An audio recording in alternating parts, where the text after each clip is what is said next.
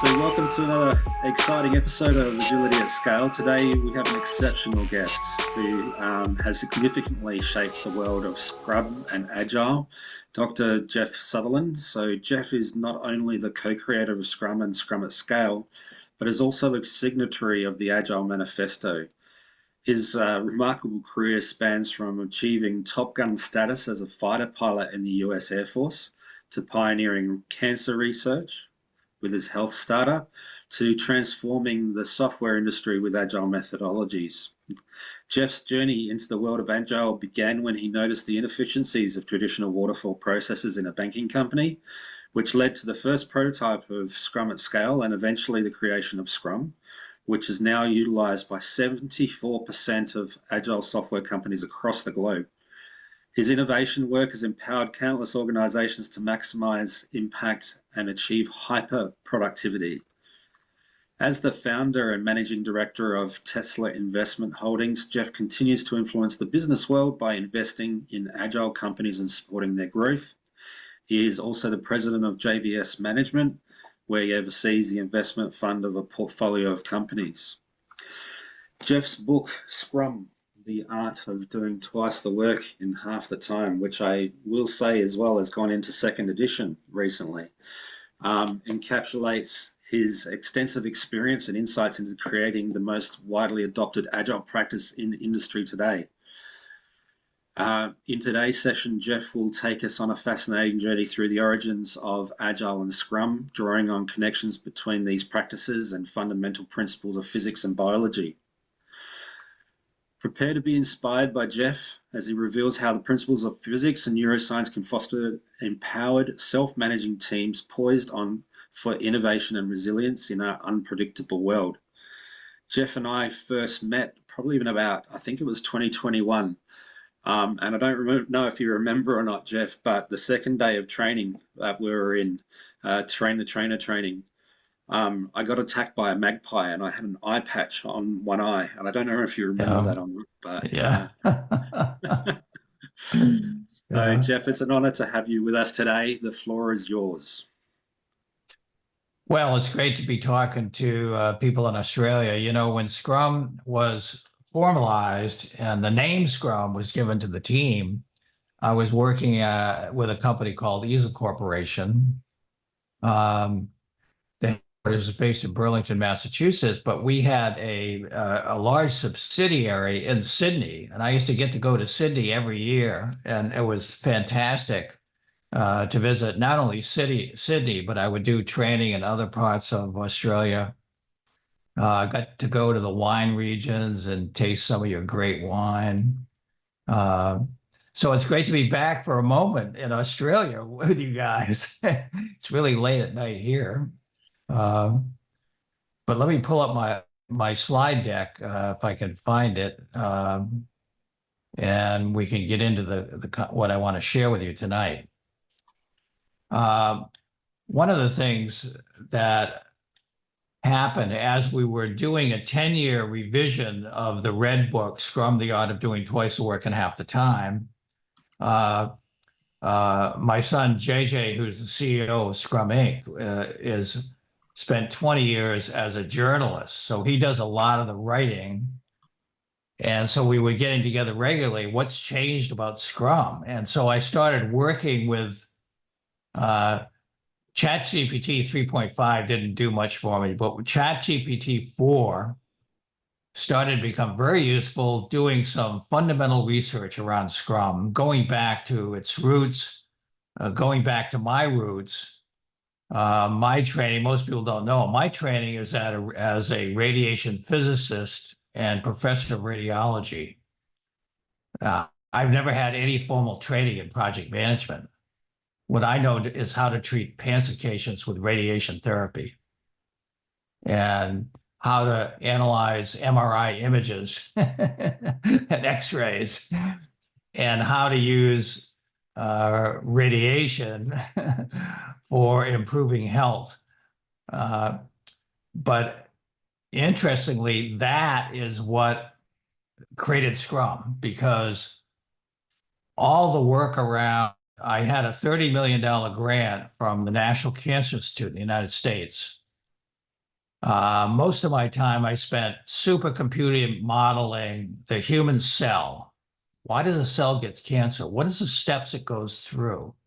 Can you prevent it? Can you reverse it? And it turns out you can, that a cell is migrating through a state space and you can cause it to migrate in any direction, both positive or negative. And a cell is a complex adaptive system, just like a team or just like an organization. So when I was hired out of the medical school to run advanced technology for a big banking company running 150 banks, I immediately said, you know, all your projects are late, and what you're doing is making things worse. Every time something breaks, you have more meetings and more reports. It's not going to get better. And when the CEO asked me what to do, I said, let's take one business unit and implement a new operating system, which was a prototype of Scrum at scale. And that occurred in 1983. So that's 10 years even before Scrum became formalized. And it's based on being a professor of radiology for 15 years, right? And analyzing how complex adaptive systems work. Understanding Scrum and understanding Agile has fortunately led to some good investments. So now I'm managing partner for a $50 million investment fund, which actually helps fund all my companies, including Scrum Inc., but also gives me resources to do the kind of research necessary to write the book on first principles in Scrum, and also to launch a healthcare company based on remote technologies, advanced remote technologies, and particularly focusing on reversing aging. It turns out that the cutting edge of science, understanding how to reverse the age of a cell, is very similar on how to reverse the age of a computer system. The same phenomenon that caused computer system. Computers get bugs, they accumulate technical debt, and then they eventually are decommissioned. They fail and are decommissioned, right? And the same thing happens to a human. We get bugs. These bugs cause us to accumulate technical debt. The modern theories of aging are all about how do we maintain the body to prevent the degradation that occurs that we call aging, so that we don't die a sudden death like when a computer crashes, right? It's the same thing. So going back to those basic principles of how things work, and particularly working with AI on this, where we can examine all the literature, anything that's published on the internet. One of the most amazing things that's happened in physics in the last 20 years is what's called Wolfram's physics project. Wolfram was a professor from Caltech, who studied under Feynman, who was one of our most famous Nobel laureates. He got bored at Caltech. He was a professor, so he started a company called Mathematica, which does simulation software for mathematicians and physicists. But since he's a theoretical physicist and has many people on his team with that background, they said, let's simulate the universe. How does the universe work? And we'll talk more about this later, but the bottom line is that the way the universe works is simple rules generate very complex phenomenon. Like what we're doing right now is we're having a discussion, we're seeing a video, but all of this is just ones and zeros, right? This is all ones and zeros on a computer. Simple things like atoms and molecules that are banging off one another. And then we get this tremendous complex behavior that appears. And the most amazing thing that they discovered from an agile point of view is that even for very simple things like a project, to predict when a project is done is actually so complex if you analyze it from a molecular level that it requires infinite computing power to calculate when it's going to be done. So because it's impossible to know what's going to happen next, it forces the entire universe to inspect and adapt. Being agile is like gravity. If you're not agile, you cannot survive in the universe we live in. Even more interesting, what they found is that things like relativity, quantum mechanics, Newton's laws, they actually emerge out of more fundamental principles. And these fundamental principles also affect biology. So biology emerges. And then the human brain is emerged out of biology. And we'll talk about how that is a mechanism to try to predict things constantly. And when we tried to simulate all this on the computer, a massive amount of research has created complex adaptive systems theory, thousands and even more papers and research have been done on complex adaptive systems. And Scrum is based on complex adaptive systems. And as I've gone around the world and we've talked about, I get hundreds of questions on Scrum every week. I've already been in one webinar already today where there's 100 questions on Scrum that I have to answer on every session, right? The questions show me that much of the time people don't understand complex adaptive systems. So you can't give an answer to why Scrum does a certain thing unless you go back to the theory from which it comes. And out of Scrum has emerged Scrum at Scale, and out of really Scrum and XP at the time of the Agile Manifesto, Scrum and XP were widely deployed processes. Everything else has come later. So the Agile values and the principles arose out of Scrum and extreme programming, okay? So we have 7 layers here of emergent phenomenon that if you understand them, you'll be a much better Agile leader, Agile coach, Scrum master, product. So let's go back to Wolfram's physics project.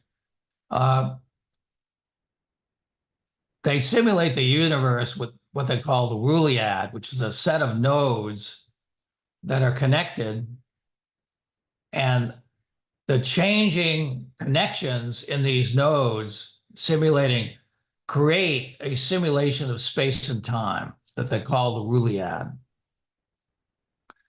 And I've already said that computational irreducibility is the bedrock of the universe, and it's also why Agile is essential. But they've also really understood for the first time in 50 years, the second law of thermodynamics and entropy. Why do things decay over time? The most interesting thing in the simulation of entropy is that in certain regions of time and space, self-organization spontaneously emerges. And so what has become clear through this research is that the goal of Scrum is to find a region in space-time or in the design space of a product or a team, is to find that space where things self-organize spontaneously, where things become easy. Stuff just works. And the way to find those points in space-time where stuff just happens is through patterns. Patterns are like dropping breadcrumbs in the forest so you can find your way back if you get lost, okay? So the most important 3 chapters in my book are entropy, how do systems fail? Self-organization, how do they work spontaneously without a lot of effort and stay functioning?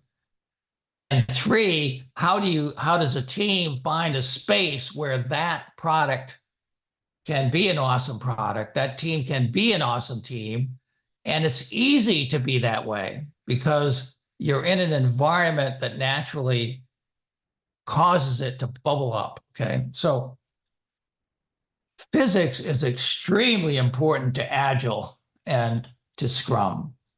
Let's just take one aspect of physics. To talk about this because the name of the book, the Scrum book, is The Art of Doing Twice the Work in Half the Time, right?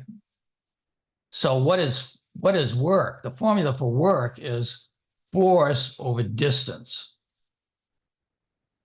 So we are trying to change organizations, and we have to apply a pressure. Ideally, it's a pull rather than a push, but we have to apply energy that creates a force that moves and accelerates that organization. And most of the organizations we work with today are large organizations. So it requires a large amount of force applied over a long time to accelerate that organization.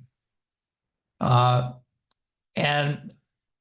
the book talks about doing twice the work in half the time. Well, twice the work in half the time, the equation for power is work over time. So you have to have 4 times the power to get twice the work in half the time.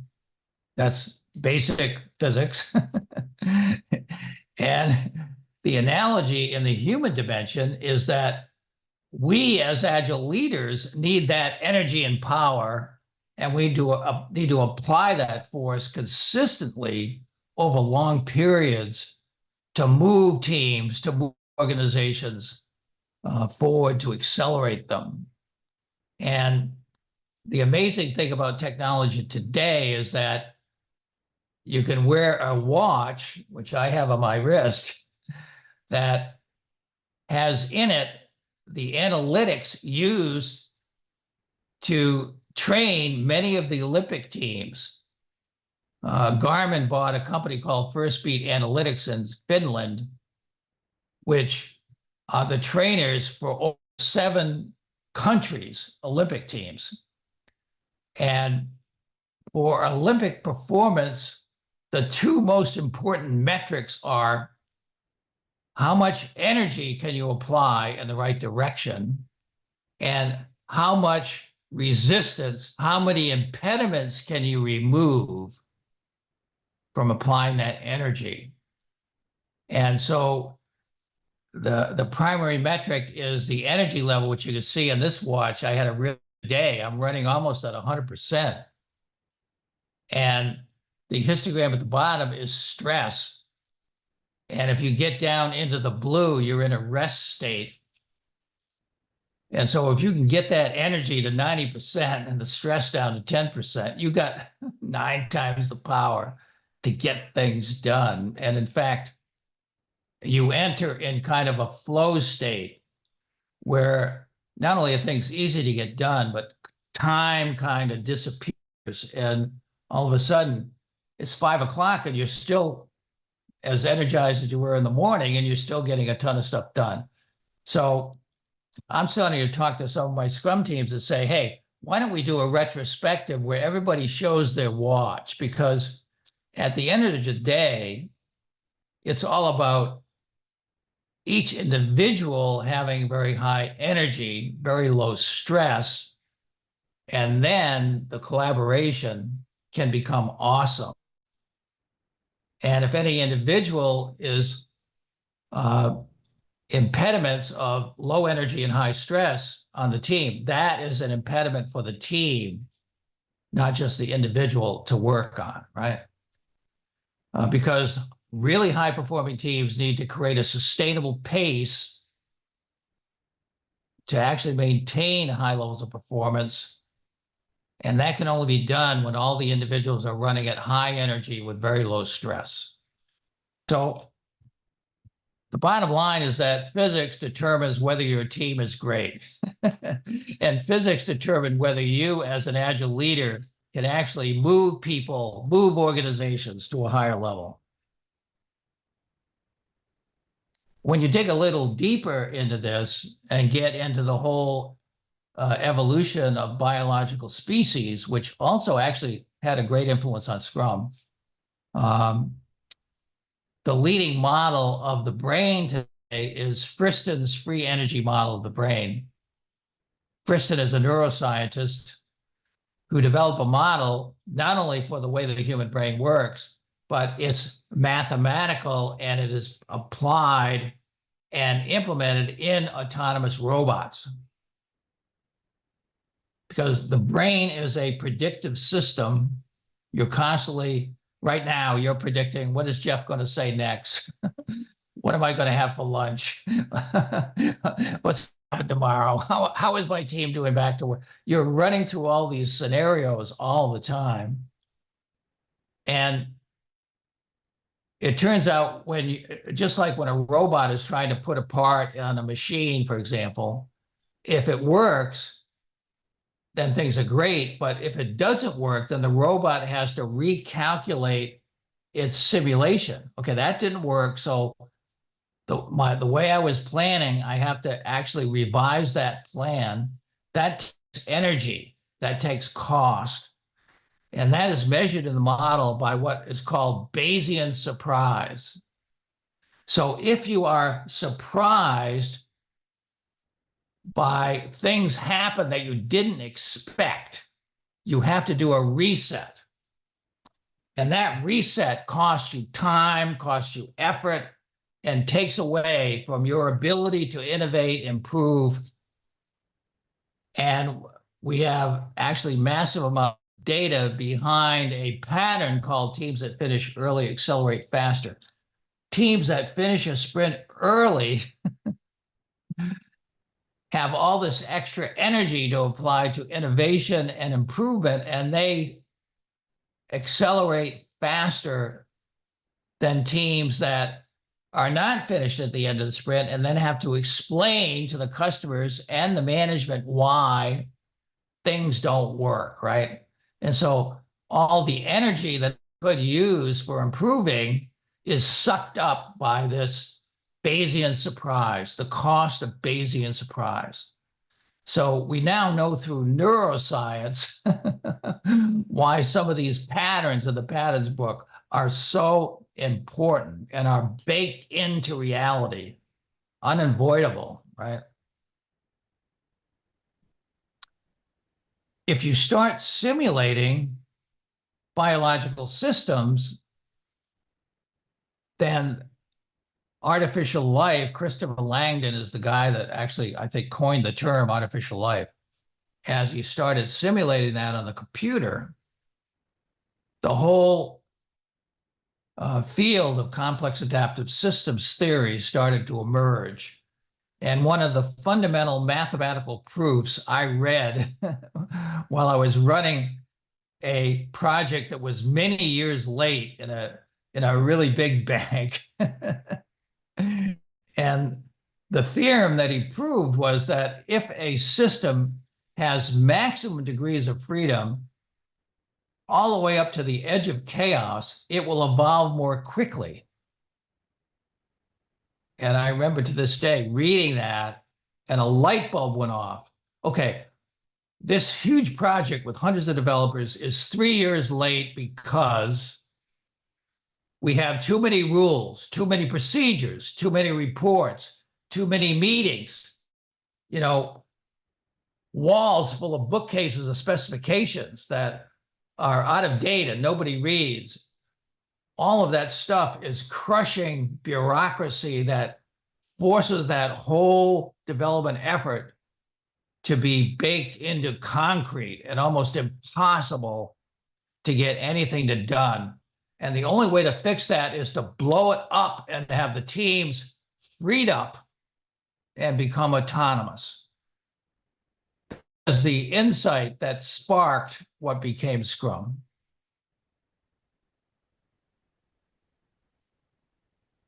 So let's see.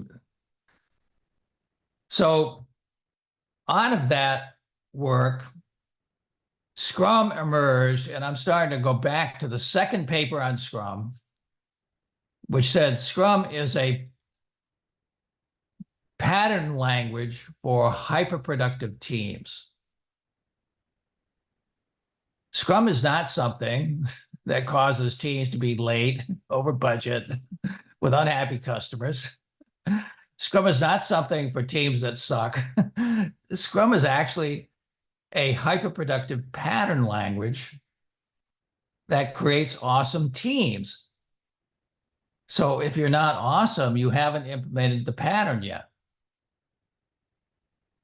And the pattern is based on these things we talk about: empowerment, self-management, a leader who serves, sustainable pace. And implementing these patterns, and the master pattern is teams that finish early, accelerate faster. And then when you want to bring that up another level, we get to Scrum at scale. And then out of that and other Agile practices, we wind up with the Agile principles. So this is a really deep stack of stuff.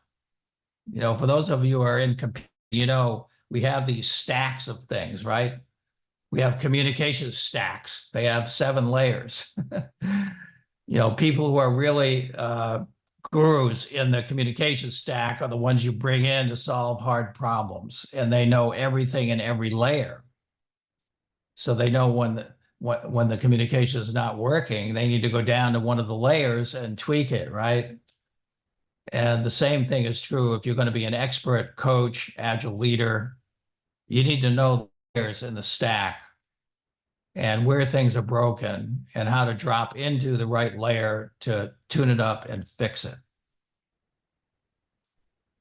Well, right now, the thing that's emerging, particularly with the collaboration with the AI that's created this new book called First Principles at Scrum, is that the overwhelming priority right now for Agile in general, and Scrum in particular, is integrate AI into the teams, both as a collaborative partner with the individual and as a team member unto itself. And this is really important because I don't know what's happening to Australia, but in the United States, big companies, even some of our customers at Scrum Inc., are laying people off, 10,000 people at a time. I think it's certainly something And the audience are definitely conscious of and worried about as well. Yeah. Yeah, right. When you do it, we've done an analysis on, okay, of those 10,000 people, like Dell, one of our customers, laid off 10,000 people.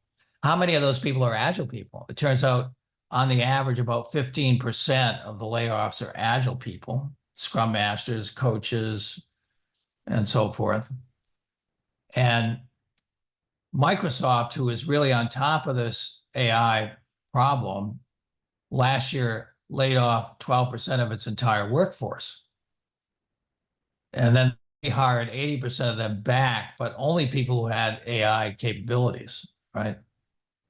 And you can expect AI is going to be doing that for the next 10 years. And there won't be anybody that's not AI oriented left at Microsoft within a few years. And I work with a lot of companies. I'm working with a big consultancy right now, and I'm telling them, you may not know what to do about AI. Your customers may not have a clue. I tell you, the only strategy you need to know is that Microsoft is laying off 12% of its non-AI people every year. And if you don't start converting 12% of your people every year to AI, they are going to take away your business. And so for strategy point of view, that's where we need to start, right? We'll figure out the rest as we go, but 12% of your people need really AI competent this year for you to survive in 5 years, right? Now, the thing that is actually making that even more important is that the improvement in AI is 10x every 6 months.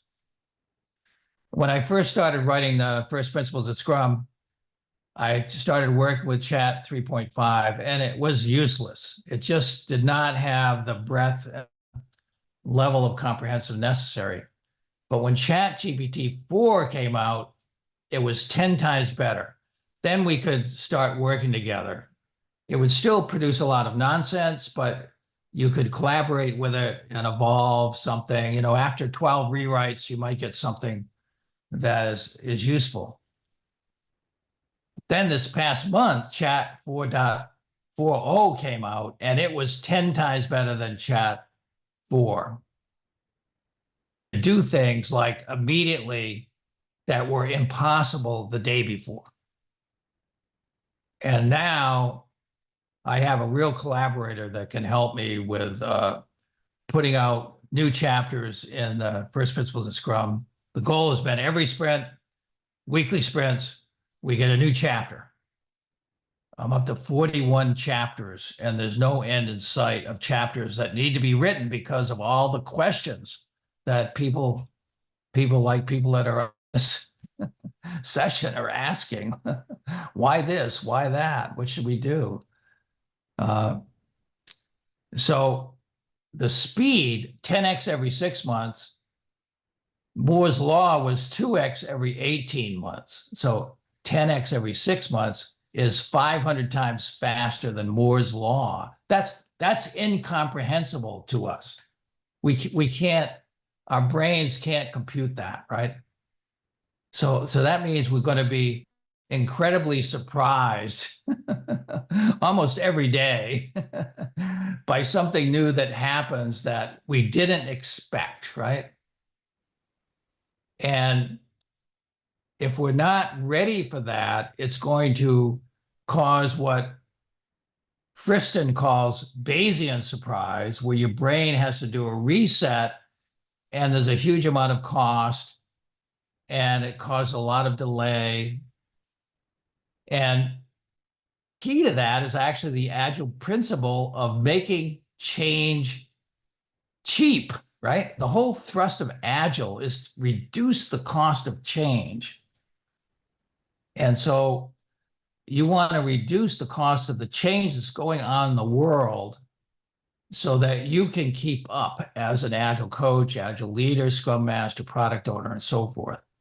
And the way you're going to reduce that is to start learning and collaborating with the AI revolution that's happening. What's going to happen? A lot of people think is AI is a tool. Okay, you tell a computer to do something and then it does it. That's not the way it works. AI is a neural network, like your brain. The neural network is based on the strength of the connections between neurons. The knowledge is in the connections in the neurons. When I talk to you right now, you are adjusting the weight of neurons in your brain. And if you're lucky, you'll come out thinking different than before we started talking. And the same thing is true of the AI. You have to talk to it, because particularly if you give it negative feedback, it's much better than humans at dealing with negative feedback. It will readjust neurons and it will come back with a different answer. It will change its mind based on your feedback. So by learning to collaborate with the AI, you can surf this wave of change and stay ahead of the game and do what's happened in both chess and Go. The computer became the world chess champion years ago.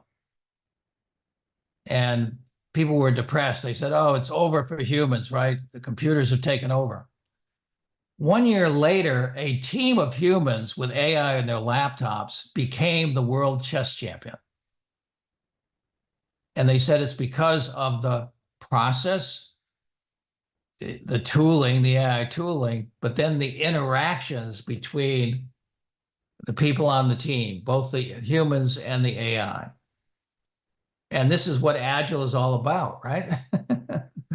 So we, as the Agile people, need to become experts in leading the people we work with and our families and society in general into this future where AI is a collaborator to take us to a whole new level of performance, rather than us being unemployed and kind of indentured servants to a computer, right? That's not a pretty end game. And so we need to get ahead of the curve and be out there in front, leading the charge. That's what's happened in chess. That's what's happened in Go. And that's what I'm trying to bring into all our Scrum training now at Scrum Inc., into the Registered Scrum Training Program.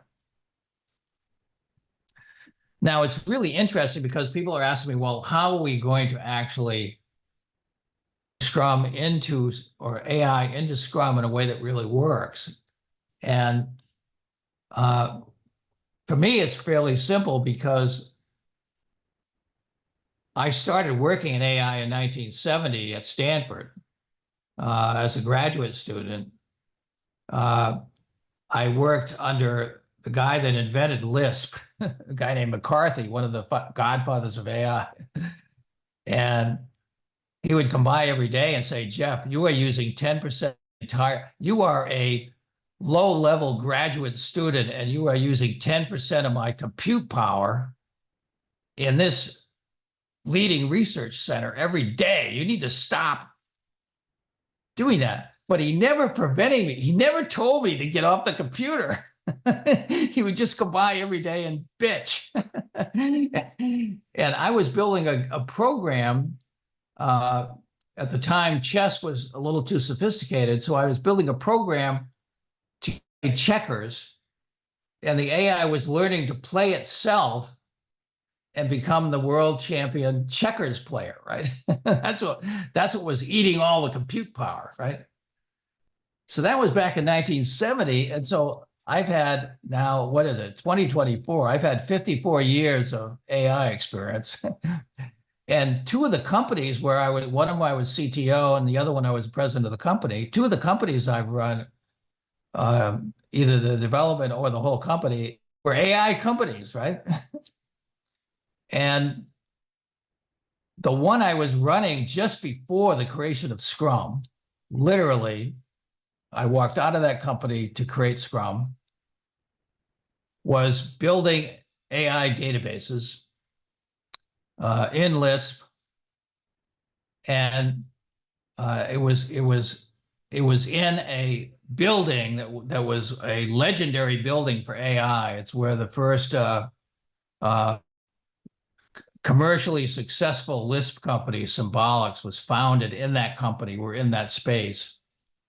And it was just down the street from the MIT AI lab. And one day, a team came from the AI lab into my office and they said, Jeff, we're starting a company. It's going to be called iRobot, and we need lab space. you have some lab space? Will you rent us some space in your offices? And I said, sure, we're both AI companies. It'll be a good synergy. And so for 2 to 3 years, I had autonomous robots walking out of my office every day. And I learned what Professor Rodney Brooks called the subsumption architecture, how these robots were constructed, where each leg of a robot had a chip that knew how to move a leg. The backbone had a chip that knew how to coordinate legs. The head had a neural network that could set goals. And everything ran off of sensors and streaming real-time data. So before you turned on the robot, there was no data in it. As soon as you flipped the switch, the streaming data started to be processed by the neural network, and the robot started to roll over, get upright, start to wobble around the room, bang into things, would learn the room, and within a couple of minutes would be running around the room. It learned to walk for the first time every time you turned it on. It was amazing. And we used to have happy hour every Friday, and I was sitting around having a glass of wine with Professor Brooks, and I said, this robot thing, it's amazing. I mean, could we teach a team by some simple rules like the robot? Maybe we could produce a super fast software development team in a week if we figured out a way to implement that process that the robot goes through in 2 minutes, right? And I asked him, I said, do you think that would work? And he said, I don't know, but I think you should try it.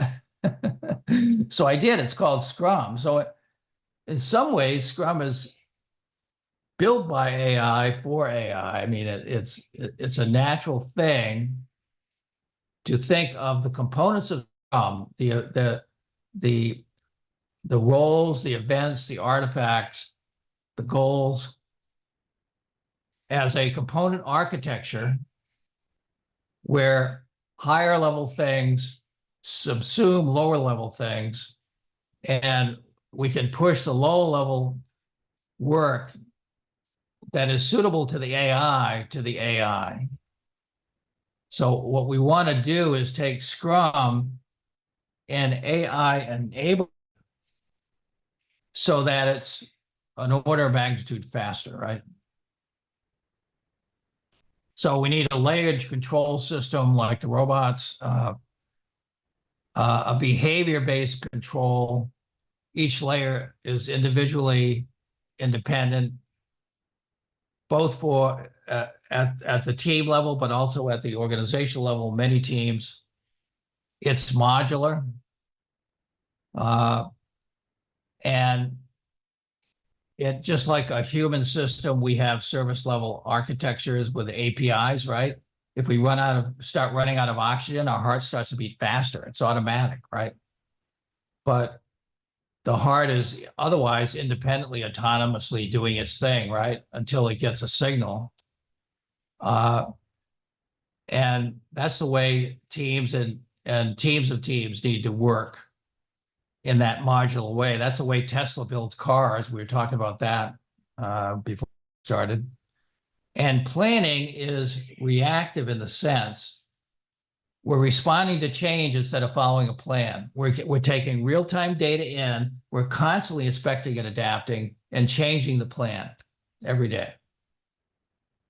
That's basic to the way that the subsumption architecture works.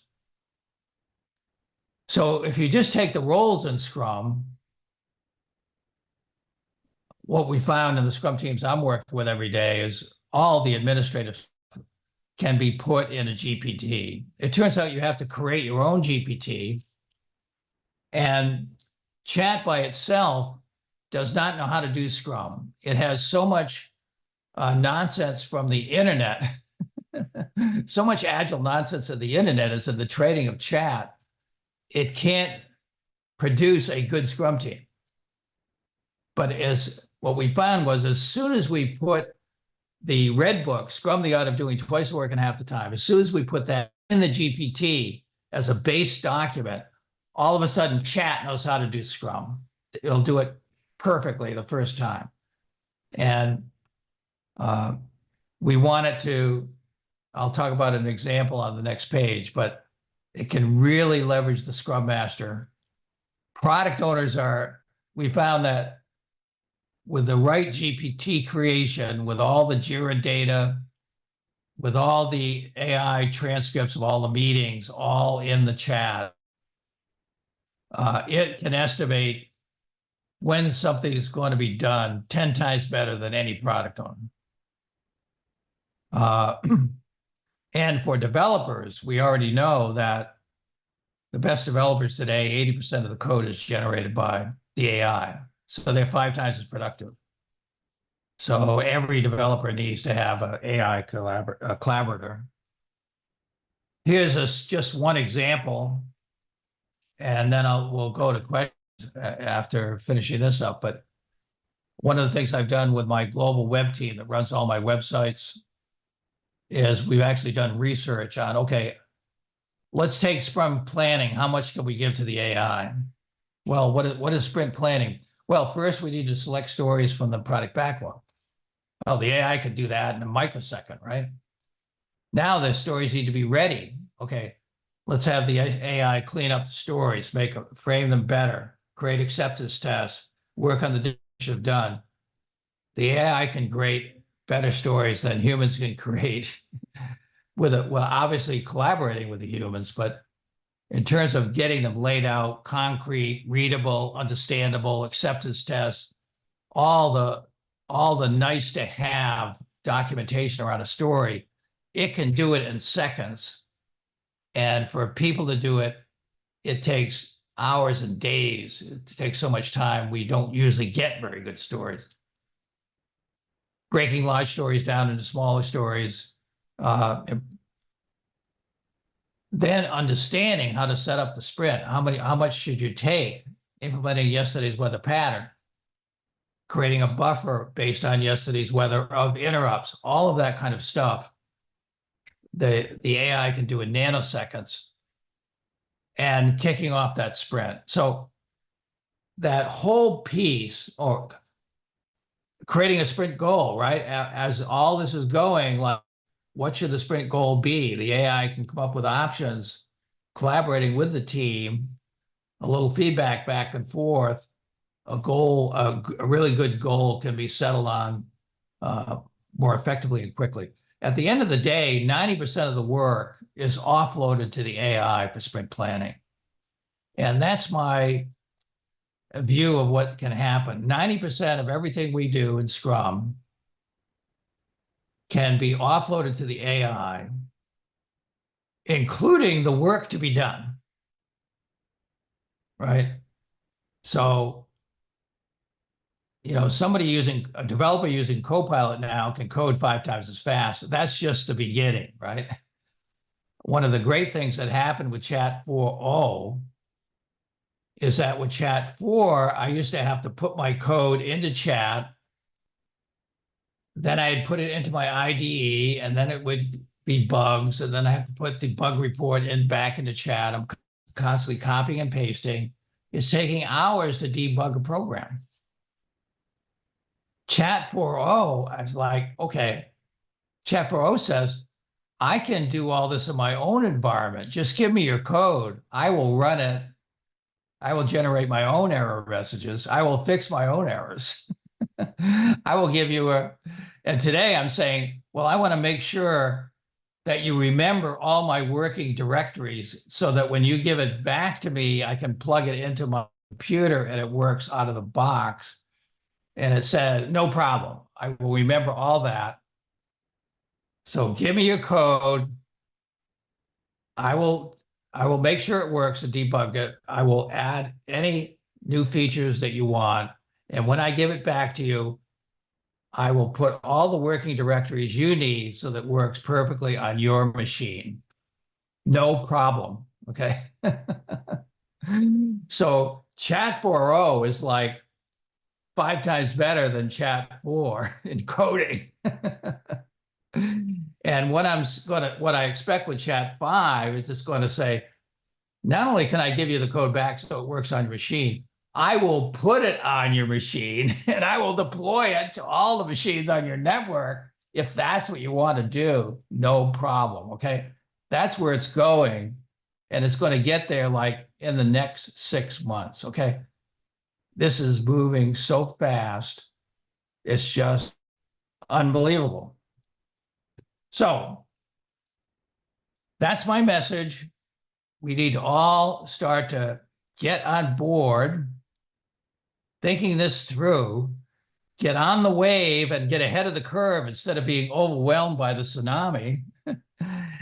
Understand the stack by which everything is built. The AI can really help us with this because it understands the whole thing. And we'll be much better Agile leaders, much better Scrum Masters. And if we put the latest version of the Scrum book in the GPT that we create to help us do the programming, it will also know how to set up the Scrum team and really coach the Scrum team with you. We used to have these scenarios we used in Scrum training, what happens if you have a bad product owner that, never talks to customers and has backlog and is never around when you need them. And then teams would brainstorm what to do. We can throw those into Scrum Sage right now. And it will give you a complete project on how to fix that in like 5 seconds, right? And so it's awesome what's happening. It's exciting, but it's important to get on the wave. You got to get on the surfboard or the water is going to make your life very uncomfortable when it crashes over you. So I think we got the time for questions. Cameron, do you think? Yeah, absolutely. I love that last quote, the quote there that you'll be dead before Agile is dead. There's so many, so many articles out there around Yeah, the death right. of Agile. Yeah, I mean, it's funny. These people that are saying is Agile dead, it's like the people on the Titanic saying, where should we put the deck chairs? Should we do Kanban or Scrum? Love it, love it. Yes, we do have some questions. Frank asked a question. Unfortunately, he's had to drop off, I think, but perhaps maybe we can ask the question here. Linking back to the comment about complex adaptive systems, here's a belief that agility has got a place in complicated and complex domains. Sure. What have you seen or advised when applying Scrum within a purely complicated domain?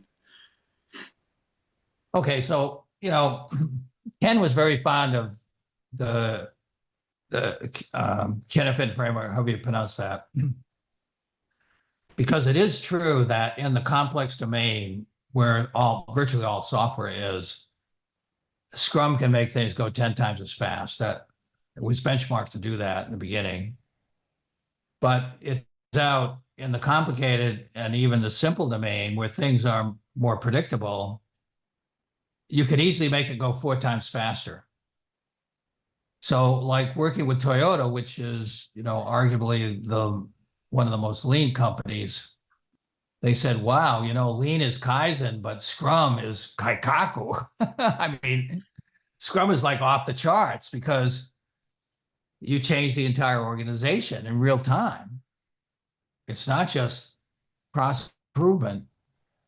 And so a lean company today is not going to survive without being agile. You watch the auto companies. We're going to see multiple large auto companies go bankrupt.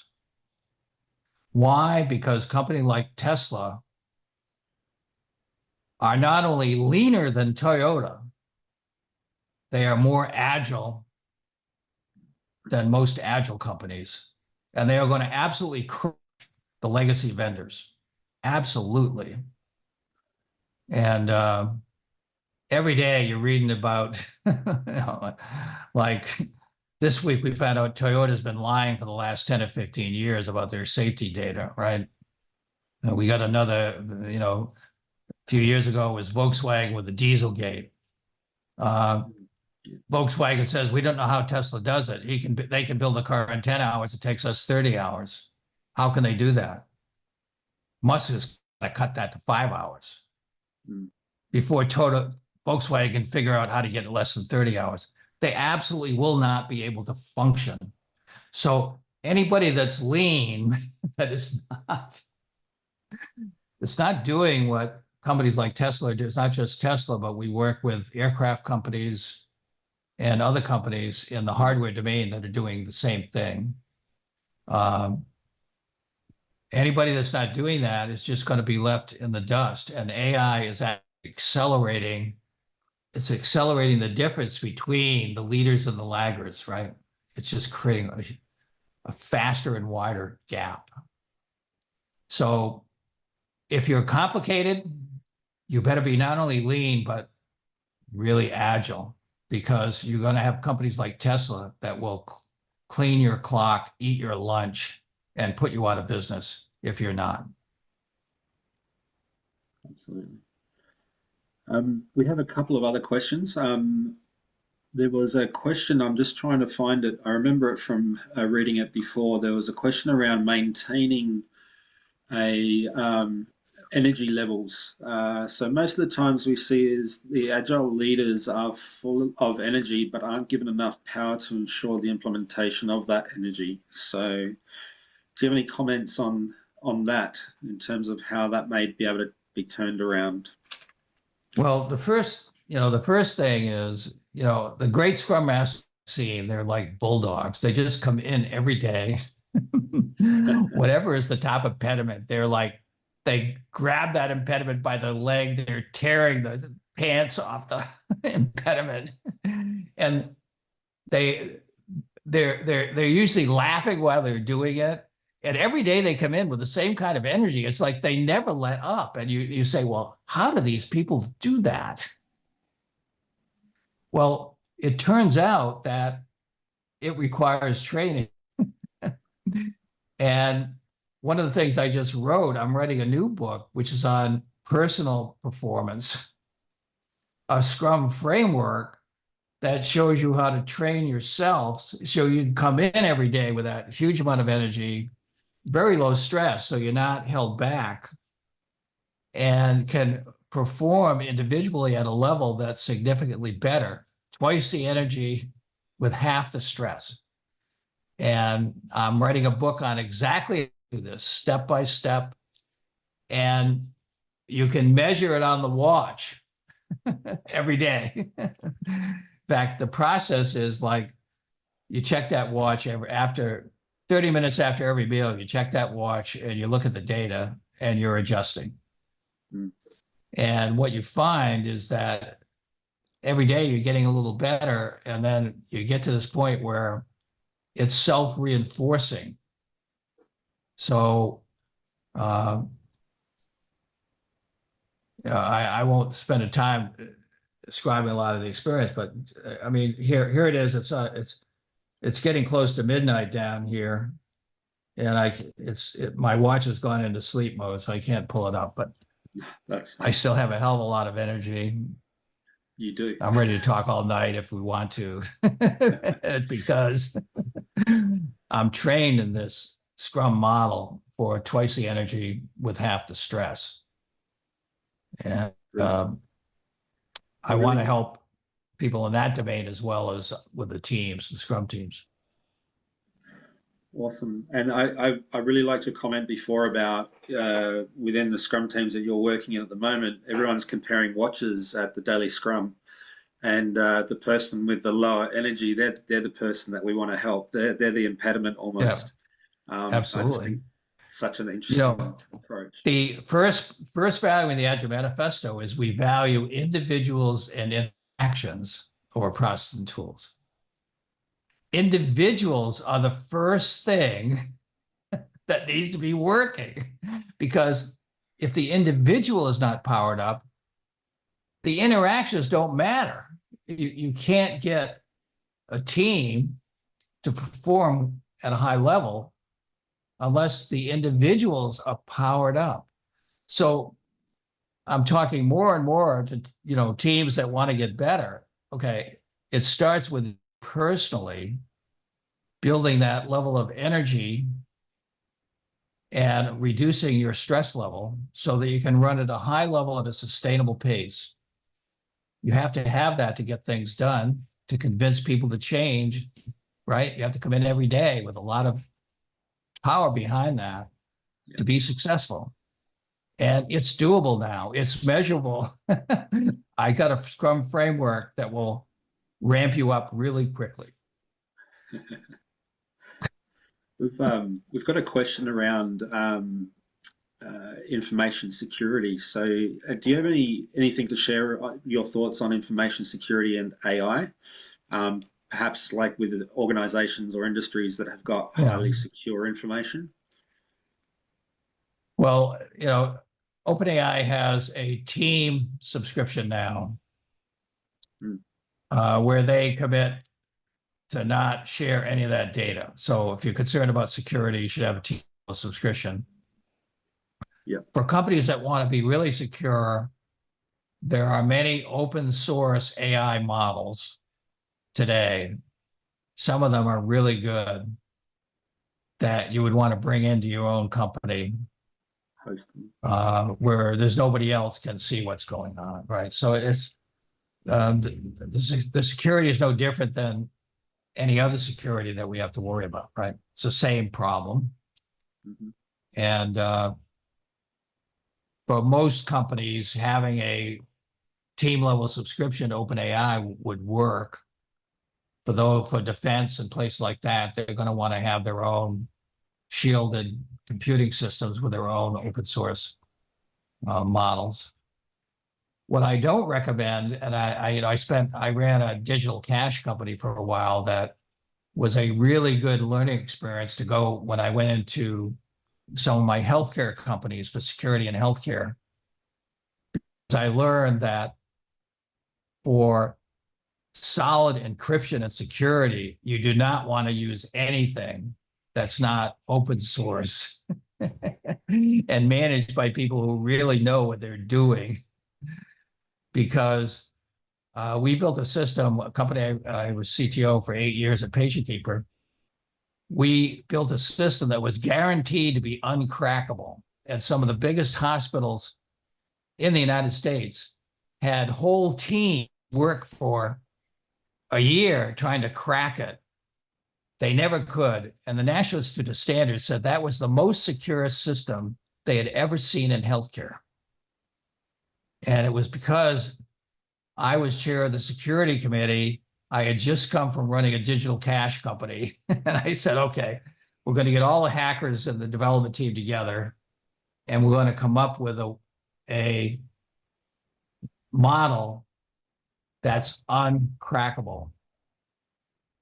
Because in the money business, everything is ultimately crackable. And so you can't do the normal coding stuff.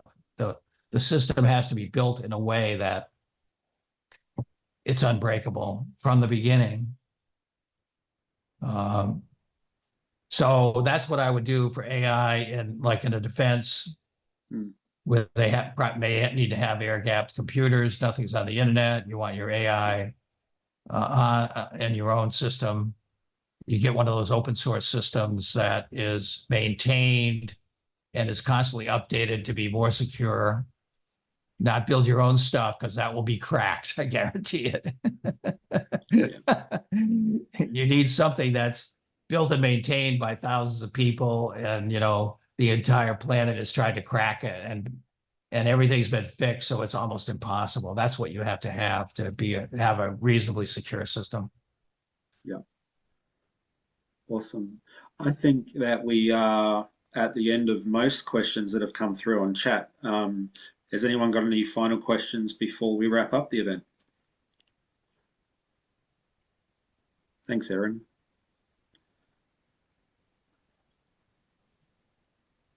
All right. I'll do the countdown. So like 3, 2, Yeah. 1. One question. Hugh. Yeah. Did you have a So question? in one of the previous slide, Jeff has mentioned that roughly 90% of the work of a Scrum Master or Scrum team can be automated by AI. So my question is this a forecast or it is what is really happening in one of your team? And if it's really happening in one of your team, then probably um, you want to make a demonstration of that scenario at some point in time. What do you think? Well, what we're doing on one of my teams right now is kind of systematically go through it. And one of the things we actually have a set of slides I can give to Jason on how to do estimation on your team. And you have to create your own GPT to do this, but we describe how to create it, how to load your data from Jira into it, how much you put in there, how you need to train it, and it will do estimation for you in a few seconds, which used to take hours, if you add up all the team time to do estimation. So my team is quite fast. It's only 42 times faster than my team, but for the average team, it's more than 100 times faster, just the estimation process. And we've done continual testing how good the estimation is. And with ChatGPT 4, it was within 3 to 6% of what the actuals were, not the was very close to the team estimates, but it was within 2 to 4% of the actuals for almost every estimate, or 3 to 6%. But with Chat 4.0, it's within 2 or 3% of actuals for every estimate. So what I'm telling my team, if something is that accurate and is 100 times faster, we don't want to be wasting any of our team time on estimates. It's only when something comes up that doesn't seem right that we should, engage in educating the AI. But let's put that aside and get on with our work, right? And we're going to do that for every piece of Scrum. And this team, we've lost 2 people on the team. I'm down to 4 people, and they're getting more work done, obviously, than with 6 people, because we don't need as many people. So I'm paying for this team, so I want them to be as productive as possible. And I'm actually paying them the same amount of money, but I've trained them so they can do it with 4 people instead of 6. And I'm like, okay, you guys are worth it, right? And we'll get it down to, they'll probably get down to 2 people and get paid the same in a year or so. That's what's happening, right? So means is there'll still be jobs because there's lots of stuff to be done, right? I mean, how many people have stuff in your company that people are screaming needs to be done? Everybody, right? So we're just going to get a ton more stuff done. And the stuff we do get done is going to be a lot more awesome. It's going to be at a level of quality and capability that we can't imagine right now because of the speed and the talent. The teams are going to evolve in collaboration with the AI, where they're like the team that wins the world chess champion, right? They're just going to be teams that are different than the teams we have today. They're going to be smarter, faster, more capable. Same people, but I can tell you, if you get on this path of collaboration with the AI, you make it smarter and it makes you smarter really fast, right? because you have to actually work to keep up with it, right? You ask it a question, boom, the answer is immediate. Like, okay, well, what do you ask it next? What about this? What about that? What about this?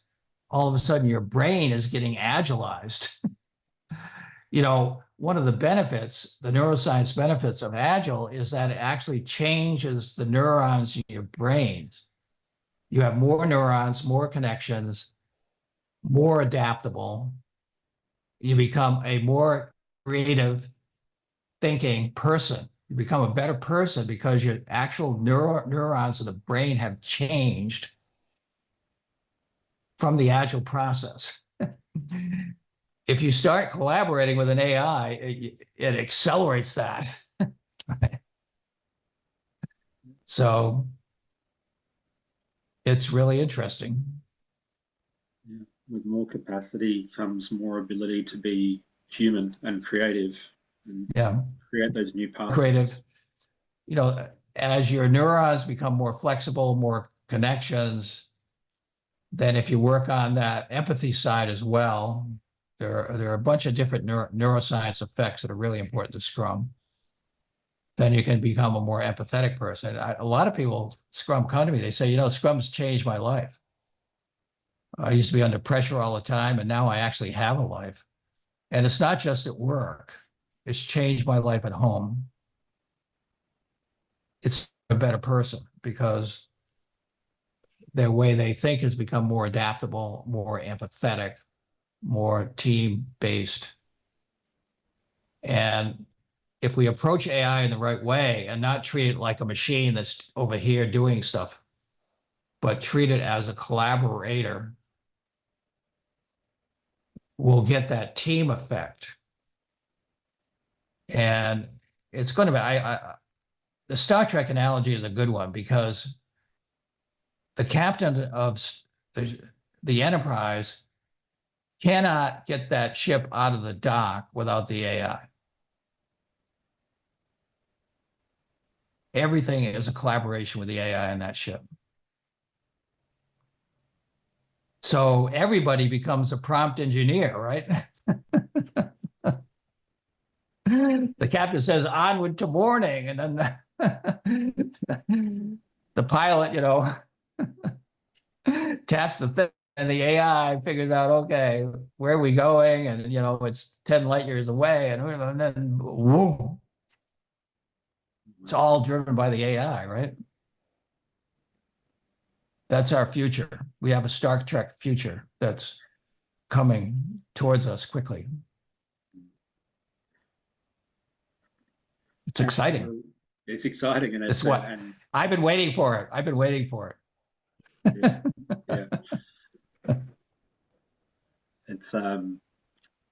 It's absolutely amazing to have had this opportunity to have a conversation and talk about these concepts, the neuroscience that's backing Scrum and Agile, and how AI is integrated into the team and is a collaborator of the team. So I'm sure that people have got other questions. I certainly have written down a whole bunch of questions myself.